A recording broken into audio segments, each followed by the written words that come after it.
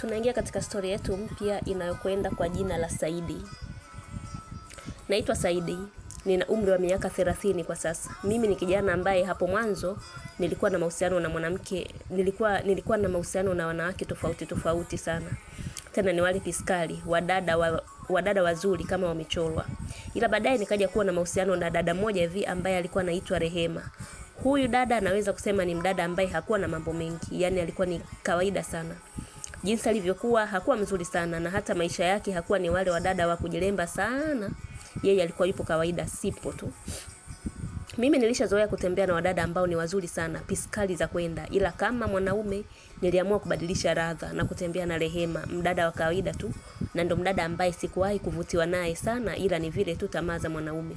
Nilitaka kumpitia tu na kuondoka zangu. Lakini kipindi ambacho natoka na Rehema, japo alikuwa ni mdada ambaye sikuwahi kumpenda hata kidogo, ila kuna tabia zake ambazo zilikuwa zimenivutia sana. Na kubwa ya tabia iliyonivutia kwa Rehema ilikuwa ni heshima. Rehema alikuwa na heshima sana kiasi kwamba nilikuwa najisikia raha sana. Nilikuwa kama mfalme kwake, ananinyenyekea sana, ananidhamu sana, anajali sana. Basi nilikuwa najisikia raha sana na nikajikuta nampenda sana kwa tabia yake hiyo. Ila haikuwa sababu ya mimi kutokumuacha. Nilimwacha baada ya muda fulani na kuanza mahusiano na mdada mwingine mrembo sana. Alikuwa anaitwa Shamira. Shamira alikuwa ni mzuri sana. Alikuwa na vitu vyangu vyote ninavyovipenda. Kwa hiyo nilikuwa sikuwa na sababu za kuendelea kuwa na Rehema. Nilimwacha na kuanza penzi na mdada Shamira ambaye alikuwa ni mdada mwenye pesa zake mjini. Sio kwamba nilifuata pesa kwa Shamila, hapana. Nilifuata mapenzi tu kwa sababu hata na mimi nilikuwa na mishe zangu mjini za kuniingizia riziki. Nilikuwa na miliki car wash pamoja na gereji kubwa tu mjini na duka moja la kuuza spare za magari. Kwa hiyo maokoto nilikuwa nayo, japo sikuwa nimemfikia Shamila. Maana Shamila alikuwa ni binti wa kitajiri. Kwa hiyo walikuwa na pesa sana. Na hata yeye mwenyewe pia alikuwa na pesa sana, kwani alikuwa ni mfanyabiashara. Anachukua mzigo nchini China wa nguo za wanawake na kuleta Tanzania kwa ajili ya kuuza jumla na rejareja. Na hakuwa anamiliki biashara moja, alikuwa na biashara nyingi sana.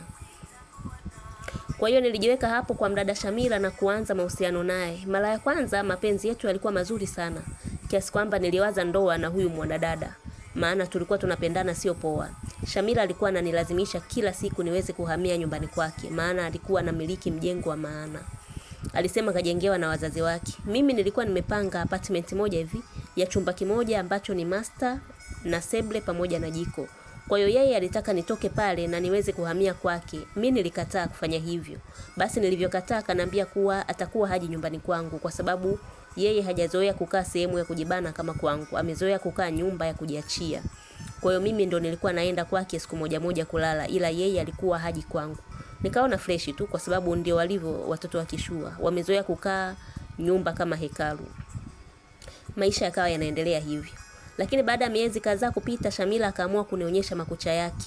Shamila bana akaanza dharau. Alikuwa ananidharau sana mno mpaka najisikia vibaya, maana dharau zake zilikuwa zimepitiliza viwango. Anaweza katembelewa na marafiki zake nyumbani kwake, wakapiga story, alafu muda wa kuondoka wenzie akanipigia mimi ndio nikawarudisha marafiki zake majumbani kwao kwa kutumia gari yake. Alafu nikimaliza kuwarudisha wote nirudishe gari yake, alafu ndio niende nyumbani kwangu. Siku moja mimi nilikuwa nyumbani kwangu usiku wa kawaida tu, akanipigia simu na kuniambia yupo hotel moja hivi, sema amekunywa sana, hawezi kuendesha gari. Alikuwa anaomba niende nikamsaidie kuendesha gari. Mimi nikaona sio mbaya. Nilitoka na kuelekea huko na nilimkuta yupo na marafiki zake wakiwa wamelewa sana. Nilipofika wakapanda kwenye gari na akanitaka niwaanze kuwapeleka marafiki zake kwanza wanapoishi, alafu ndio twende nyumbani kwake yeye. Unajua sikumuelewa, yani mimi nimeenda kwa ajili ya heshima yake, alafu yeye anaanza kuniforce niwapeleke marafiki zake nyumbani kwao. Ila nikaona sio mbaya, acha niwapeleke, japo nilikuwa tayari nishamaindisha sana tu. Baada ya kuwafikisha wote wanapokaa, tukaenda nyumbani kwake, na baada ya kufika akaniforce nilale pale nyumbani kwake. Mimi nikakubali kwa sababu kwanza muda ulikuwa tayari ushaenda sana tu. Kuwapeleka marafiki zake kulikula sana units. Tuliingia chumbani na kulala. Sasa mimi usingizi ukanipitia, kumbe yeye alikuwa bado hajalala, na baada ya muda akaanza kutapika mipombe aliyokuwa amekunywa. Alitapika sana mpaka nilishtuka kutoka usingizini na kumkuta anatapika kweli kweli. Nilishindwa hata kulala, nikabaki kumwangalia tu. Kwa sababu mitapisha ya pombe inanuka vibaya kuliko hata hizo pombe zenyewe.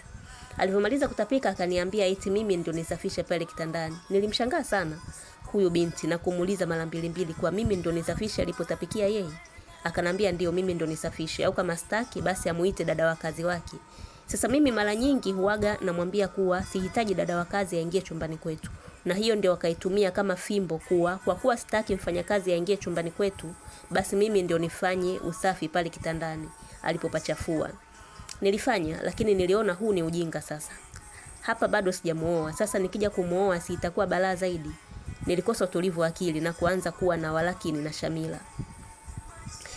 Siku nyingine nilikuwa kazini, nipo bize na kazi zangu. Shamila alinipigia simu na kuniambia kuwa yupo peke yake nyumbani. Anajisikia homa sana, hivyo anahitaji niende nimpeleke hospitali. Niliacha kazi na kuwaacha wenzangu waendelee. Kufika kule nilimkuta akiwa mzima tu. Haumwi popote pale. Akanambia kuwa msichana wake wa kazi kaondoka asubuhi ya leo. Njaa inamuuma sana, hivyo ameniita mimi nimpikie chakula. Alafu nguo zake ni chafu sana, kwa hiyo anaomba nimfulie. Nilichukia sana na kumsema mno kuwa mimi naacha kazi zangu kwa kujua kuwa yeye anaumwa kweli. Alafu nafika anaanza kunipa habari nyeusi. Akanambia kuwa mimi simpendi na huwa sipendi kumsikiliza. Mara nyingi sana akinituma ananiona nafanya kazi huku nikiwa nimenuna. Lakini mimi sijui tu yeye anafanya hivyo kwa sababu ananiangalia kama sio jeuri ili aweze kuniwezesha katika maisha yangu. Ila mimi ni jeuri sana, kwa hiyo anajifikiria hata akiniwezesha kwenye maisha ndio nitazidi kuwa kiburi zaidi. Akanambia kuwa akaniandalia zawadi ya gari siku ya happy birthday yangu anikabidhi, lakini mimi nimezidi kiburi sana na hadhani kama anaweza kunipatia hiyo gari. Akazidi kutiririka kuwa ana mipango mingi sana ya kunibadilishia maisha, lakini mimi ni jeuri sana. Kila akitaka kufanya kitu kwa ajili ya maisha yangu anasita kwa sababu mimi nina jeuri sana. Kwa hiyo niache jeuri nimsikilize anachokitaka na nifanye vyote anavyovitaka. Alafu mimi nitakula kiurahisi. Maisha yatakuwa rahisi sana kwa upande wangu kwa sababu atanifanyia vitu vikubwa katika maisha yangu. Ikiwepo kunifungulia biashara kubwa sana ili niwe na pesa sana. Nilishangaa sana na kumuuliza kwa hiyo mimi niwe mtumwa wake, alafu yeye ndio atanisaidia katika maisha yangu. Akasema ndio, hataki nimpinge kwa chochote kile. Anataka nikubali kila kitu anachoniambia, alafu yeye ndio atanibadilishia maisha yangu. Nilimwambia sipo tayari kuwa mtumwa wake kwa sababu Mungu kanijalia macho mawili, miguu miwili na mikono miwili. Nipambane na maisha yangu na wala sio kukaa kuwa mtumwa wake, alafu ndo nipate pesa za mahitaji yangu. Akaanza kusema umeona dharau zako, utachelewa sana katika maisha yako ukiwa na hiyo misimamo ya kijinga jinga. Wanaume wenzio wanalilia nafasi kama hii ulioipata, alafu wewe unaichezea kama hivi. Kweli wewe ni mshamba. Nilimwambia niache na ushamba wangu na nikaondoka zangu kurudi kazini kwangu. Nikiwa nipo kwenye daladala naelekea kazini kwangu, nilishtuka kumuona binti kama Rehema kapanda kwenye ile gari. Kumwangalia vizuri alikuwa ni Rehema mwenyewe kweli. Ghafla nilijikuta na furahi sana ndani ya moyo wangu jamani. Sikujua ni nini kilinifanya nifurahi.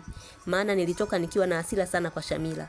Lakini baada ya kumuona Rehema basi nilijihisi raha sana. Ghafla konda akatangaza kituo na Rehema akasema shusha.